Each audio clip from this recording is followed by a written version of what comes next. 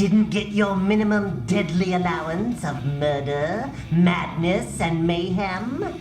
Then look out for my next motion picture, Dead Easy, coming very soon to a theater near you.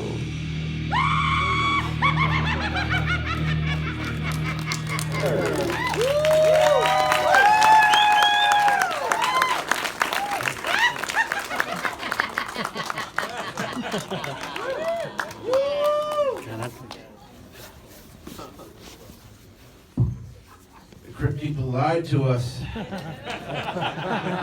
was no Dead Easy. We got the fucking Bordello.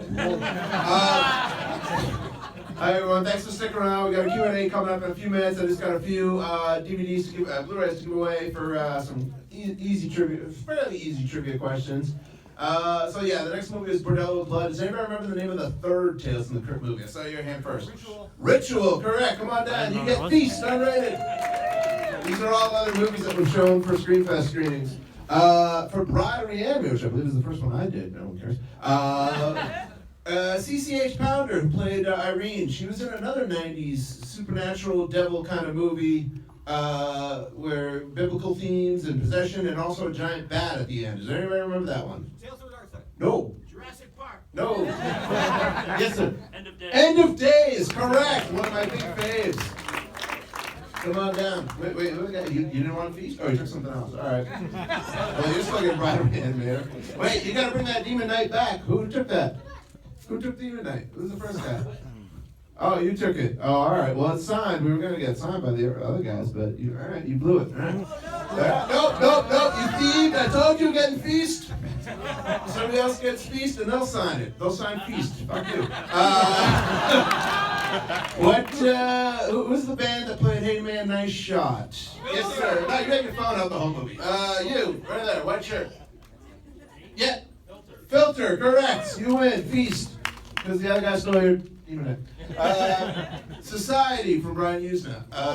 This is an arrow. This is a great disc, by the way.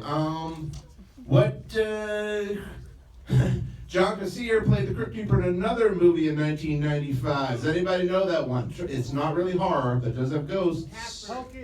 No, somebody yelled at Casper. You're correct. Who was it? There you are. All right.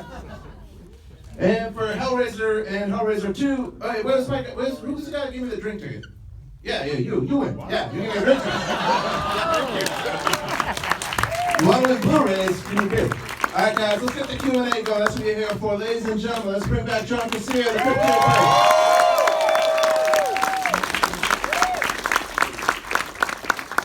Keeper. We have Wally with us somewhere. Charles Fleischer, where are you? There you are.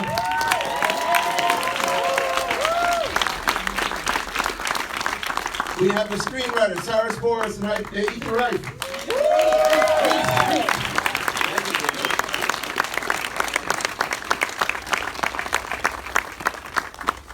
And of course, the man that wrangled all this craziness together. A big round of applause for Ernest Dickerson.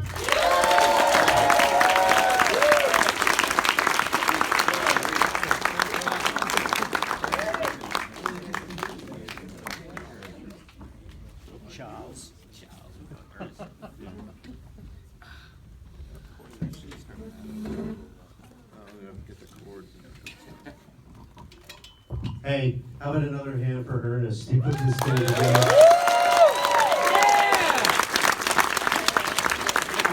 I'm going to hand this back to Brian in a minute, but I just wanted to say that, obviously we go to a number of fan conventions and that kind of thing to talk to people, and I can't tell you how many people, love this movie, not just as a Tales from the Crypt movie, but in their top horror films of all time. And this movie, from the script to the direction to the cast to the soundtrack. How about that soundtrack? The effects. I think one thing we all love about horror movies is that they still use a lot of practical effects, and because they hold up. I mean, if you see something that's CGI and like 2 months later it's not up to snuff with what they're currently doing, you're like, oh boy, that doesn't look good anymore. But even the CGI, even the also the catering. that picture of Billy, he actually became food in the catering truck so at that point.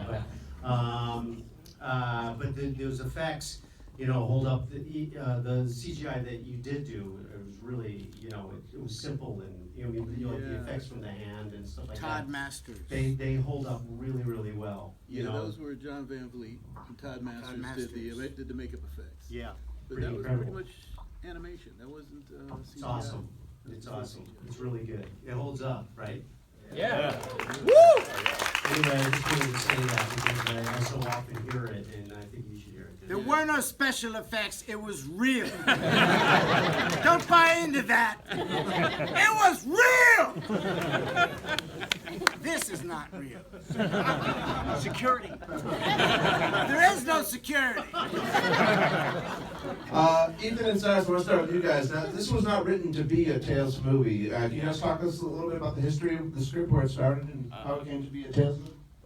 Wait, how come you reached in front? So this was a spec script that Ethan and I wrote with a friend of ours named Mark Bishop, originally as sort of a low-budget movie that we could try to make ourselves. We love these low-budget suspense thrillers and, you know, people trapped in a house, Night of the Living Dead, Evil Dead, John Carpenter's Assault on Precinct 13. So these were big influences on us, and the script, I think we wrote the script in 1987. 88, thank you. And it kicked around a while. Before it got to Ernest, there was, at one point, Tom Holland was going to direct this movie after Child's Play, and that fell apart. I think in that version, Chris Sarandon, he wanted it in the Billy Zane role.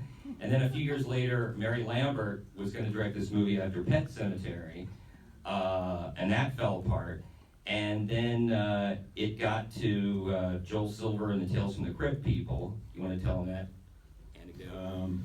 Yeah, sure. And so we had some fans of the script over at Joel Silver's company at Silver Pictures, and separately they had been making a deal with Universal to take 3 movies under the Tales from the Crypt moniker. What's that? He's on his phone, maybe. Oh.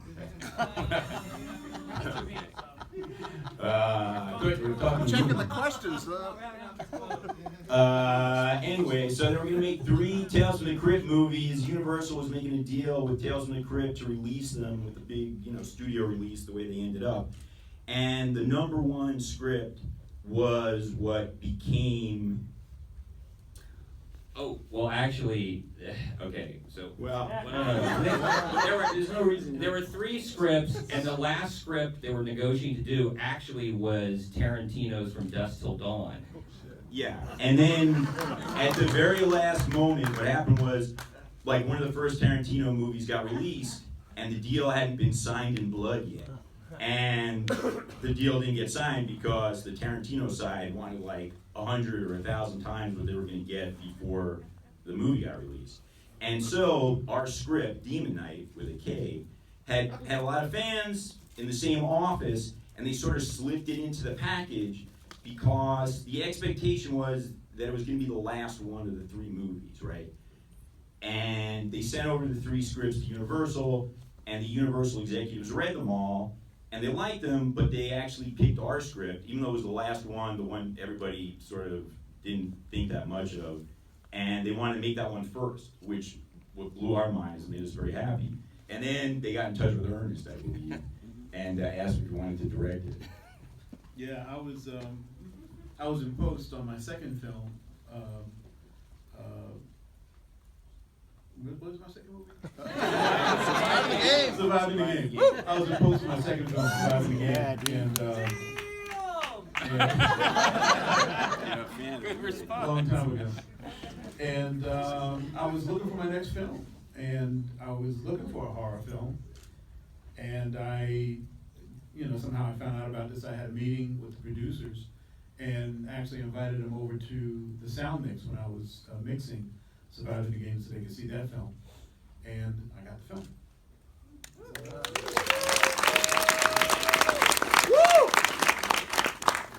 Lucky us. And a great cast. Yeah, great cat. The bus driver at the end was originally Will Smith. And the catering was good.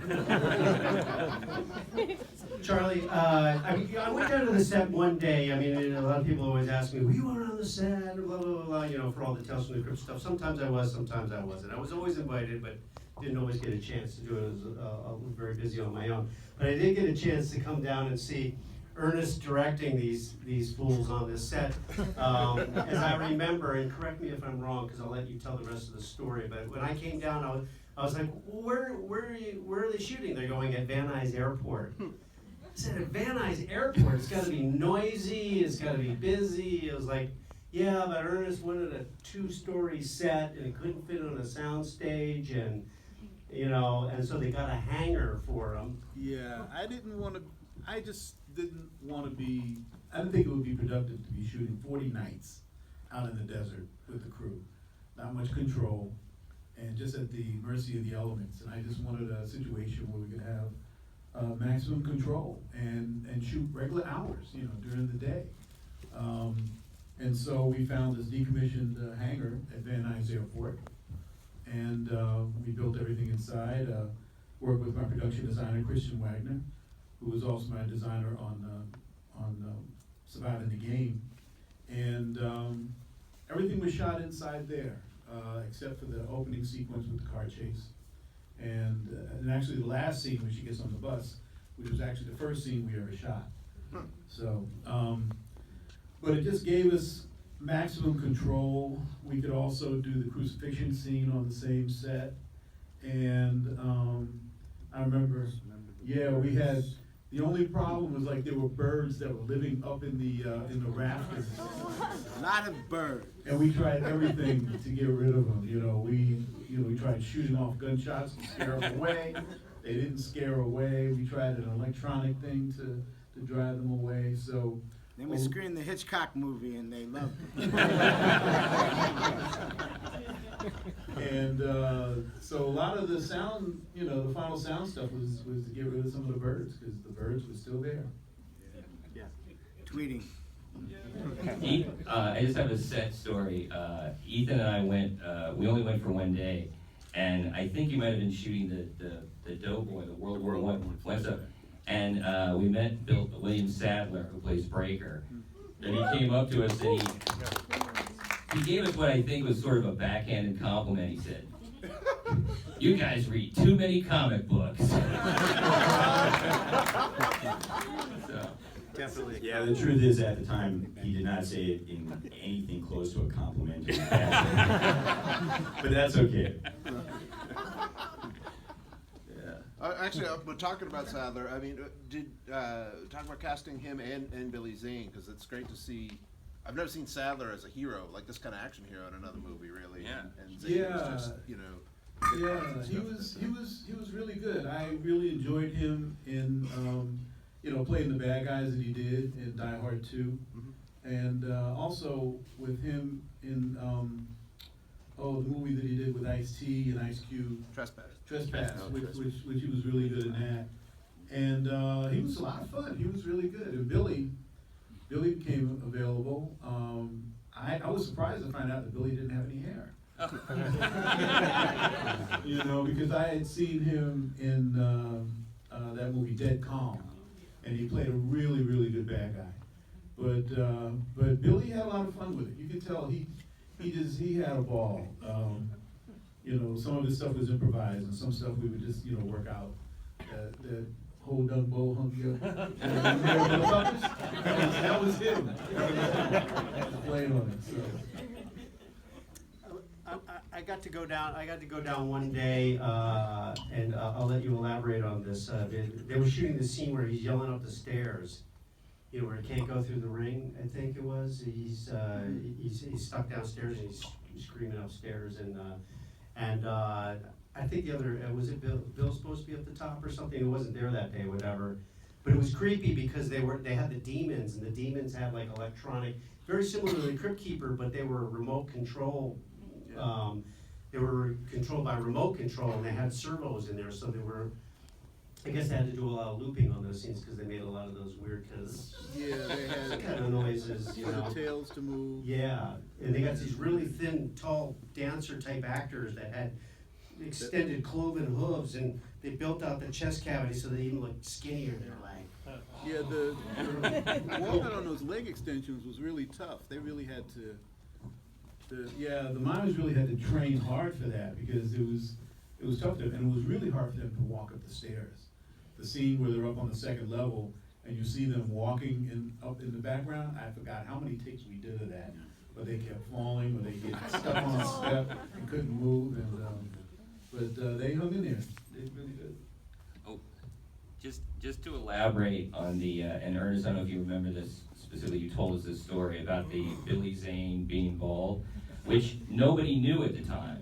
He had only been in movies with hair, and the story you told us is when you met with him, he showed up with a suitcase full of wigs.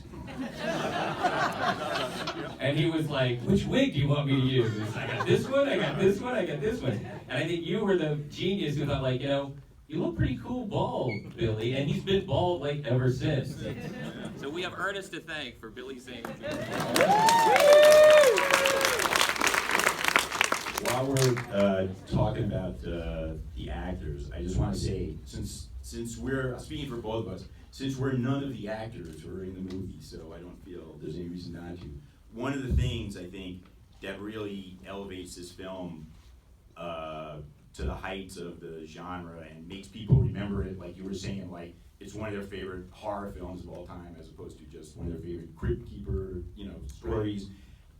Is just the cast and the way the cast is directed, which every time I see this movie, and I've seen it, a decent number of times over the years since it got made, it just blows me away because they're just real. Yeah. They're totally real, and it's pretty awesome. So thank you. It's called acting. Charles. It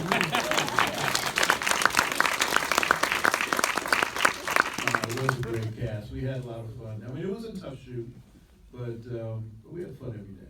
It was great. And that was the same time when OJ was in the white Bronco. While we were shooting, the sound man had a TV, little portable television. So in between takes, we'd run down to see what was going on.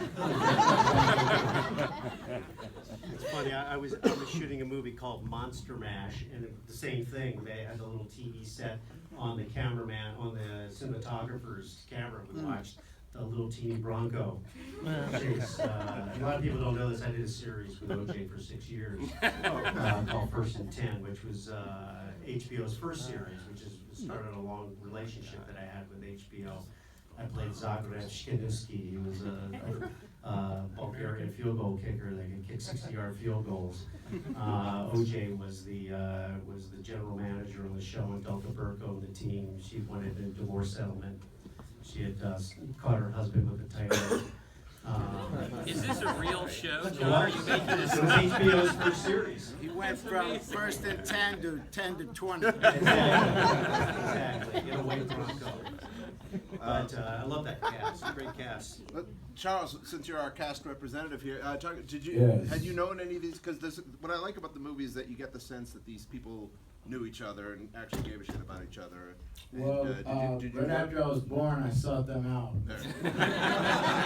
knowing that this would occur.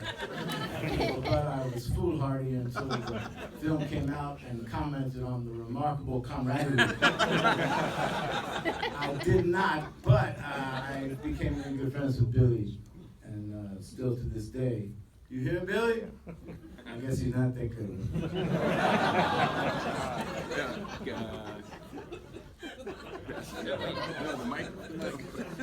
You ain't getting the mic now, bro. Leave me the mic, say I'm the captain, and take it away before I even get a question. It's a friend demons. It's directly connected.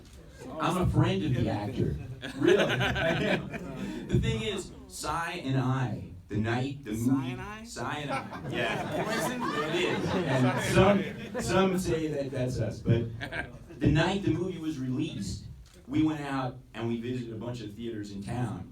and we ran into you and Billy in the back of the theater. And I don't know if you remember that we said hello, but yeah, so that confirms.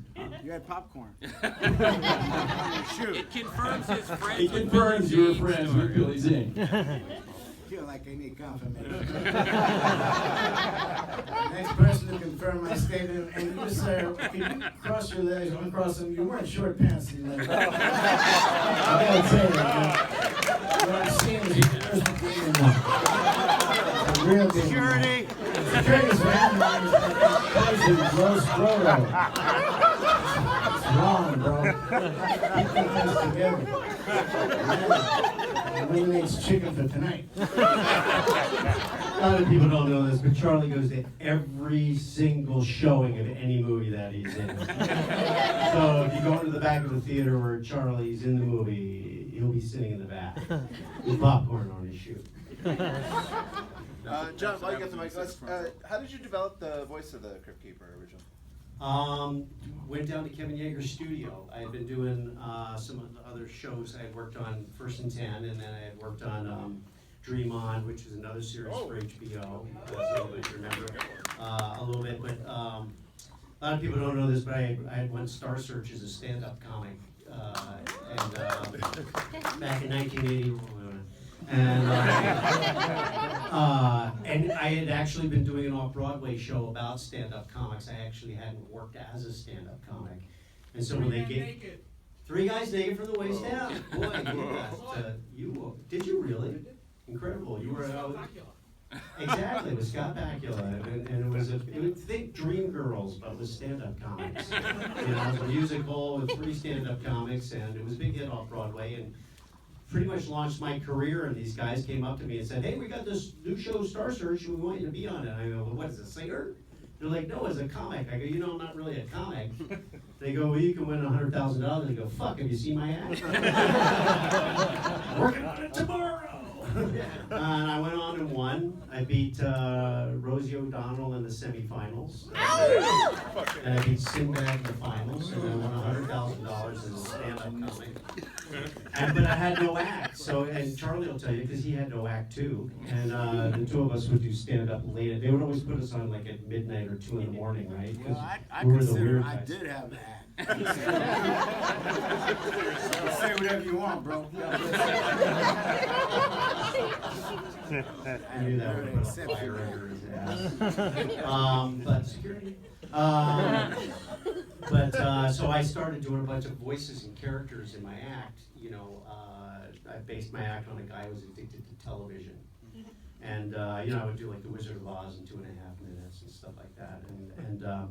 So HBO knew this, and they invited me down to Kevin Yeager's studio to audition for the Crypt Keeper, and he was working on the puppet. And they didn't give him a big budget.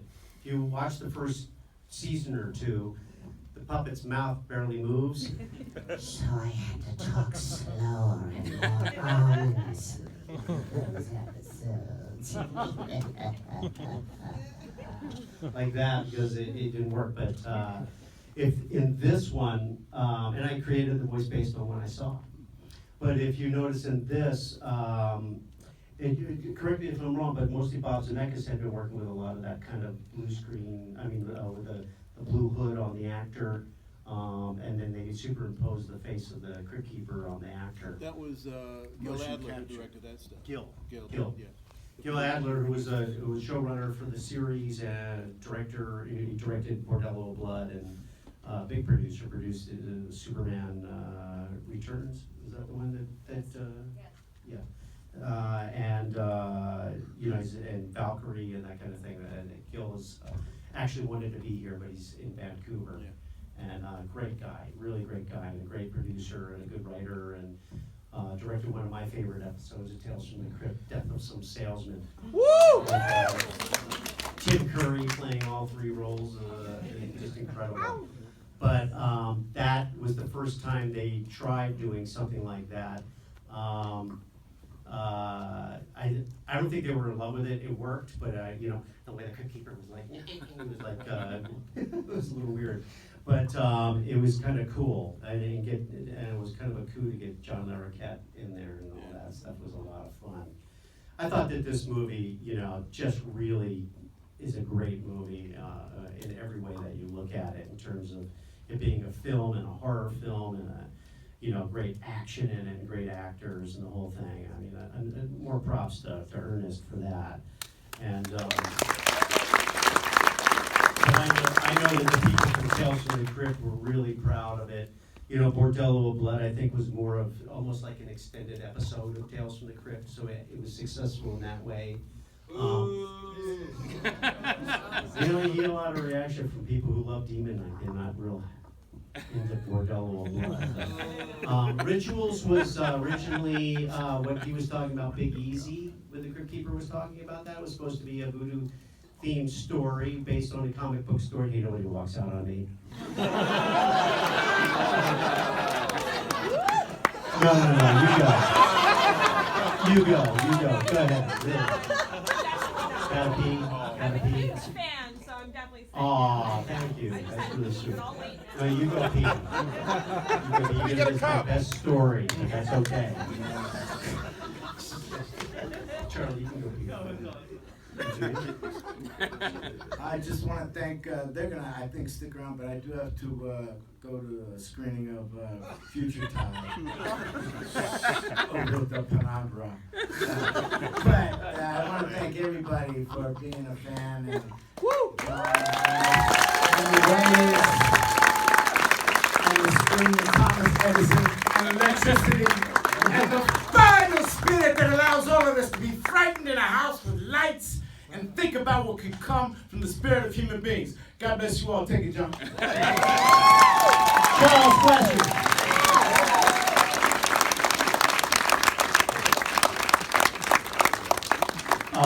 When he found out that they were doing this screening, he actually reached out to us wanting to come and meet all you and be here for you. So he's very generous in response to all of us. But yeah, a lot of people ask, I'm just bringing that up because a lot of people ask about these movies, knowing that Demon Knight was the first one and the writers have told you how it came to be. But the last one was being done with Miramax, I believe, and when the Weinsteins left Miramax, what became Rituals was not finished, and it didn't even have a Crypt Keeper sequence for it yet. And they had released it as like a movie on another video with some other movie you didn't even know was on there. And people started asking about it, and that's when they started to discover that, there was a whole another generation of people who weren't supposed to be watching Tales from the Crypt were watching Tales from the Crypt. I don't think they would have let go of the rights, which is the reason it's not back on the air today. If they had known that kids had been watching Tales from the Crypt and that that you as a generation grew up with it and were rabid for it. But they went and shot a Crypt Keeper sequence and re-released it as Rituals just for that reason, because people asked for it. And we're hoping that happens, that we get another series, and it's really about getting the rights back from EC Comics, which is not an easy thing to do because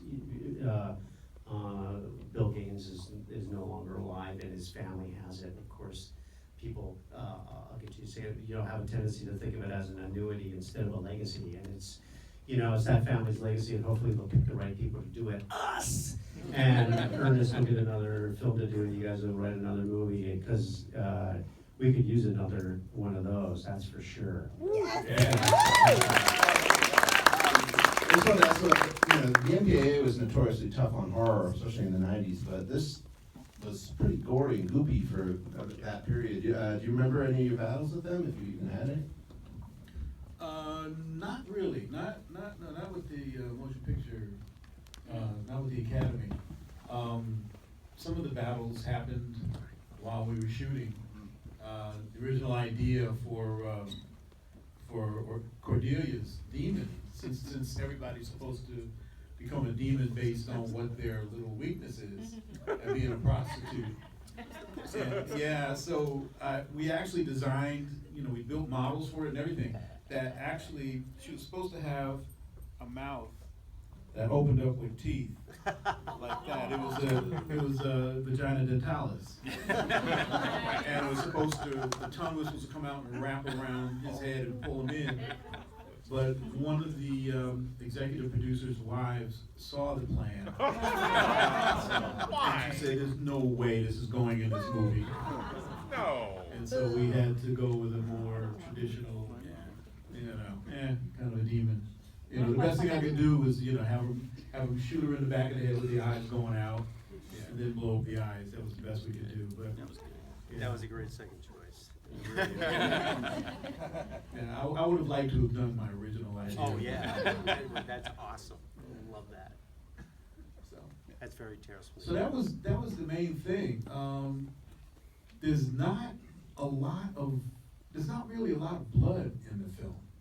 There's green goop, there's gore, but blood seems to be a big thing that the censors worry about, and so we tried to really make it gory, but with more viscera and not so much blood. So have you guys, do you, if you'd like to, would you have any plan of what you intended a sequel to be? I know it's Further probably, Adventures of Geraldine. Yeah. Yeah, actually. So the weird thing about this, because we originally wrote it, it wasn't a Tales from the Crypt movie, and it was sort of a blessing and a curse that it got made as Tales from the Crypt under that banner, because in the 90s, it was a really, you sort of mentioned this earlier, studios weren't making horror films or genre films. There was this period in the early 90s where, until Scream came out, which is like a year after this movie, 2 years, huh? and suddenly it became like a big again, but nobody was making horror movies. They were really low-budget, straight-to-video movies. So the joke is, because it was Tales from the Crypt, it actually got a great director like Ernest and a great cast and a major studio behind it and release. Had it not been, but then Tales from the Crypt owned it, had it not been Tales from the Crypt, it would have been a low-budget, straight-to-video movie, but there might have been like more crazy sequels. I think the first sequel was going to follow Geraldine, and the whole idea was it was going to be urban. It was going to be, instead of out in the middle of the desert, it was going to be like in Detroit or in a city, or Newark, New Jersey, and sort of the same formula of Geraldine with a bunch of characters, but like in a project or something like that. So the idea was to bring it into the city. And then Baltimore. Yes, Baltimore. There you go. My wife's from Baltimore. Demon Wire. Exactly. And I think the third one was really grandiose. We had an idea. Yeah, I don't remember what the title was. I remember the second one. I remember you and I dreaming and concocting potential plots for the third one. I think the third one was going to be was grandiose. We were thinking, by the third one, it'll be a huge budget and it'll be huge. And I think it was going to be Geraldine and other demon knights from history. Like you would see some of the other demon knights fighting the Billy Zane character. Yeah, the thing about sequels that connected to this movie that I'll always remember is my dad, who was still around when this movie came out. When he saw the movie, he actually said to me, "Oh, they're gonna make a sequel, right?" And it blew my mind. I was just so happy that he was that impressed and thought, "Oh, it makes sense." You wanted to see more. You wanted to see more, yeah. And it does. I mean, it so naturally lends itself to its own Demon Knight with a Cape franchise. But and again, like my partner said, it was a simultaneous blessing and a curse. Just one funny thing about the title. So for a while we were told that demon in the title was like box office poison. So the movie for a while had the title Judgment Night with just N-I-G-H-T. And then they were starting to prep it for Tales from the Crypt, I think. And then this Emilio Estevez. Emilio Estevez movie came out called Judgment Night. So exactly. So it was no longer Judgment Night, and the single meeting we had with the legendary Joel Silver on this movie was trying to figure out the title. Exactly. No, it was actually great. It turned out great because we walked into his office, or he dragged us into his office. He said, we gotta come up with a new title because we can't use Judgment Night. And I don't know what to do. What do you guys want to do? And there was me and him, and I said, we always loved our original title, Demon Knight with a K. That's the hero, that's Geraldine. And Joe Silver was like, that sounds cool. And it actually worked out. So it We got shows our that original title. sometimes just speak up and say what you really believe to the superpowered producer, and it might work out. In the script, this is going to be for both of you. In the script, did you write Uncle Willie as a Dick Miller type? Was that kind of the guy you Dick were Miller imagining? was so And perfect. for Ernest, let's Yes. talk about working with Dick, because we all love Dick. And, Well. You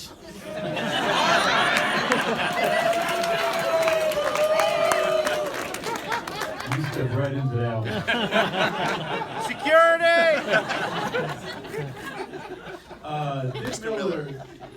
Dick Miller is a guy that I grew up watching in movies, you know, all the Roger Corman films.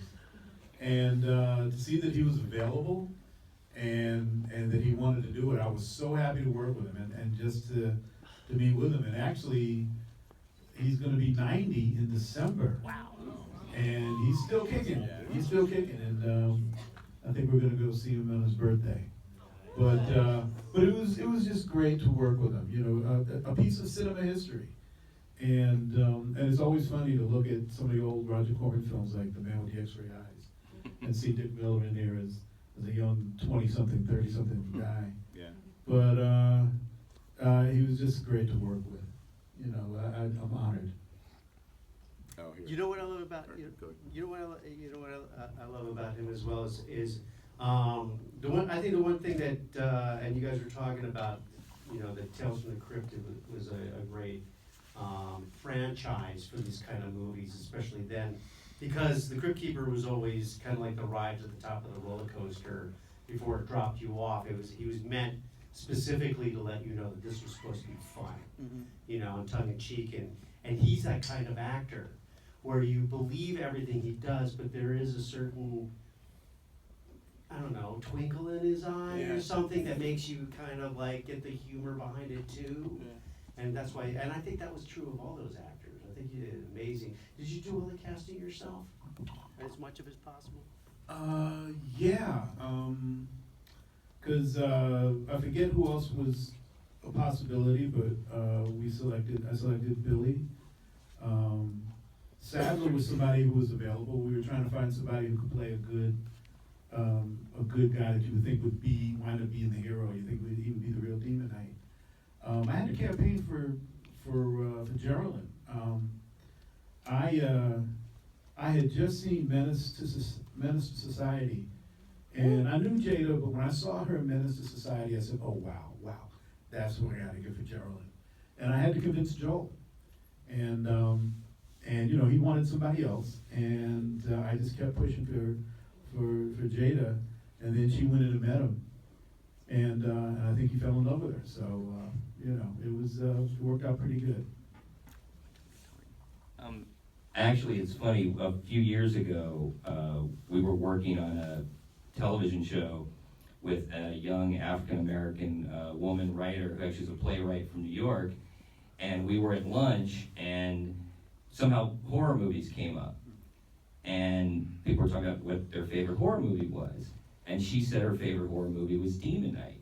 And we were like, you know, we wrote that movie. She was like, what? No, I didn't know that. And I was like, why is it your favorite movie? She says, well, because when I was a kid, it was like the only horror movie I ever saw where there was an African-American girl who was the hero of the movie. And that like stuck with her for all these years. So it was a real casting coup, I think, to get her. I mean, horror movies have a great history from Night of the Living Dead, from Precinct 13, and these genre movies of being sort of almost progressive in their casting with African American and Latino actors. And it's like, you can get away with it because it's a horror movie, you're not making a statement or whatever. But in a way, it did make a statement, because when she was a kid, she didn't see any other movies like this, where there was a, you know, African American female hero. So it stuck with her for all these years. We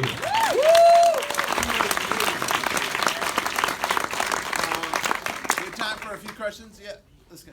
I love the look of the demons in the film. It has that kind of punk rock aesthetic. Whose idea was that?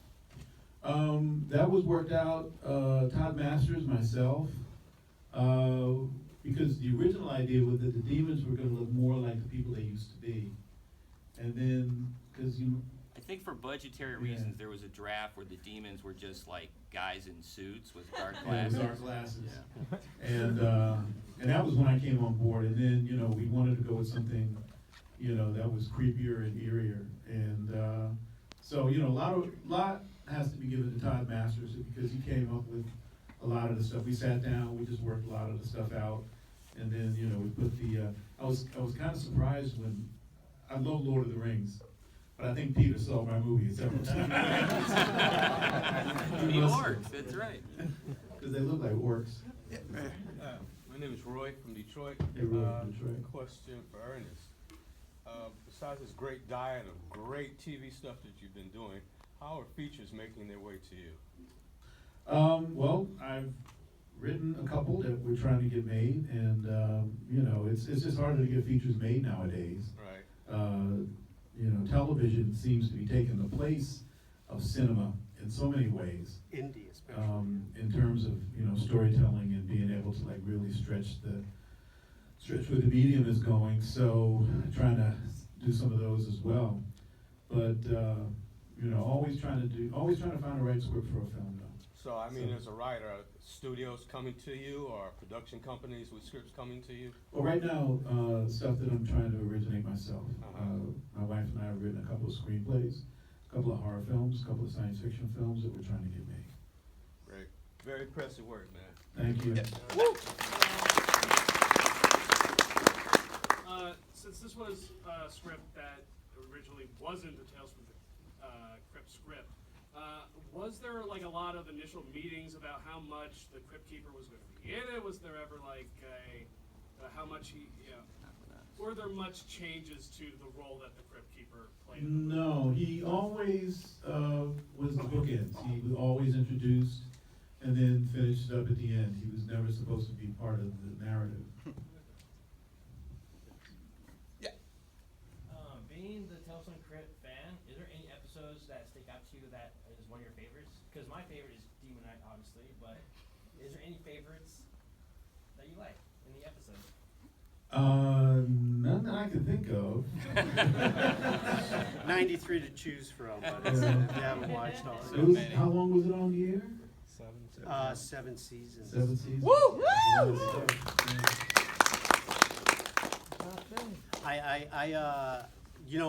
Actually, Bill Sadler was in one of my favorites, which was the first episode. No, not the first episode shot, but the first episode shown was The Man Who Was Death, where William Sadler plays the executioner in the prison, where he's the guy that pulls the switch. Woo!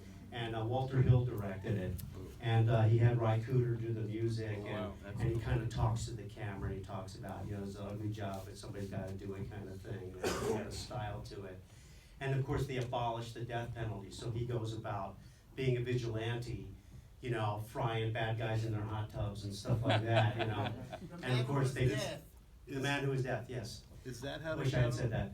And Is that what they got him for Bill and Ted? yes, it is. Yeah, and then they brought him back as the Grim Reaper for Bogus Journey. well, they used him in the Tales from the Crypt thing where he's sitting opposite the Crypt Keeper and they're playing chop poker together. Oh, really? Yeah, so it was kind of fun. And Todd Masters used to have a great Halloween party every year where he'd have a band and all the effects guys would come dressed in the best costumes you've ever seen. And Bill and I would go together and he'd always be dressed as that, I didn't have a Crypt Keeper costume. I don't think I could fit. I was skinny enough to fit in it. But that was a really good episode. He winds up, of course, getting caught in the end, and they reinstate the death penalty, and he gets fried. Oh wow! And the Crypt Keeper's sitting at the end, frying himself in the electric chair, getting off on it, saying "Safety first." Good stuff. Yeah, there's some really good episodes. Yeah, back there. You got any early stories from like test screenings, like early first reactions? Yeah, kind of. The original conception for the final form of the demon was a lot more abstract. We were actually trying to do something in the days, this was before CGI. We were trying to create a creature of pure fire with Billy Zane's face in it as the final form of the demon. And this is before we couldn't afford CGI in this film. You know, it was way, way, way too expensive back in those days. And so we were trying to do it with a really complicated series of superimpositions of flame upon flame upon flame with a face in there and stuff like that.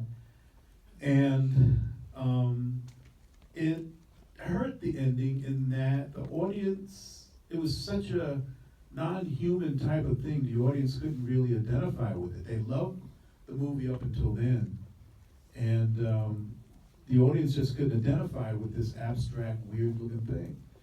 And so afterwards, we were all talking, and one of the studio executives, he kept saying, "I don't know why the devil doesn't try to fuck Jada. Why doesn't the devil try to fuck?" And we kept trying to tell him, well, it's not a sexual thing. It's a power thing. You know, he doesn't want to have sex with her. But he goes, but he should try to fuck her. He should try to fuck her. And I'm like, no, we can't do that. But then we started getting these notes from the studio to try and make it as sexual a thing as possible. So I'm saying, no, this ain't gonna work. So, you know, I contacted Billy, and we worked out this thing with the disco, where and the one concession we have to the sexual thing was the flame that comes out. That was for the executives. And you know, it just seemed like it was going to work better that way. And actually, when we had we blew up the miniature and had the demon in there, somebody that was on set that day, he's uncredited, is Jim Danforth.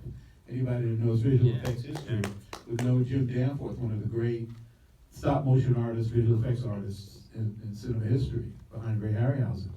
And he was there and created that demon, and that's how the ending came out to be the way it was. Awesome. Great story. Got one more. Yeah. This is a question for Ernest. This is not meant to offend anybody, but Tales from the Crypt, I loved that as a kid, loved this movie as a kid. Tales from the Crypt's super campy. Watching back now as I'm older, this movie still is the perfect medium. Was it hard for you? Like, were you getting pressure to make it a little over the top, like campy? Like, how did you find that happy medium? Was that hard for you? No, I mean, actually, I was pretty much let alone while we were shooting. Joel has a reputation for interference, but he was having a hard time. He was in Australia because he was having a hard time with a movie he was doing called Richie Rich. And there were all kinds of budget overruns and everything else. So he left me alone. Big round of applause for Macaulay Culkin, everybody. Saved the day for us because I didn't have to mess with him. The only time I had to deal with him was in the mix studio. You know, because he just wanted everything turned up all the way. You know, Joe just wants everything turned up all the way. You know, and it becomes a mush. So after he had his pass, I went and did my pass and just, you know, evened it out a little bit better. But, you know, that was it. What was really interesting, though, working with Joel, working with Dick Donner. Dick Donner sat in the editing room with us for a little bit, and Robert Zemeckis. They couldn't agree on anything. They all had different opinions. You know, Dick Donner hated that line, "Get that pussy off the table." And I said, but Dick, it got a great laugh in the preview screen. He said, oh, did it? Well, keep it in, keep it in. They never agreed on anything. It's kind of crazy to see their credits lined up like that at once. Like some of the biggest guys, like Joel Silver, Robert Zemeckis, Walter Hill, and Richard Donner, right. David Giler. Yeah. Alien. Yeah, that actually reminds me of one detail that Cy left out of the origin story of the script ending up as the first of these movies, which was, it wasn't like our script was the only one that was sitting over there at Silver Pictures or Dick Donner's company or any of those guys. They had Walter Hill, they had tons of scripts. our script, for whatever wacky reason, was the only one that they all read and said, yeah, that's okay, that's good. we can live with that as the third movie or whatever. The only one that got the stamp of approval from all those guys. Wow. Yeah. Woo! All right. Hey, big round of applause.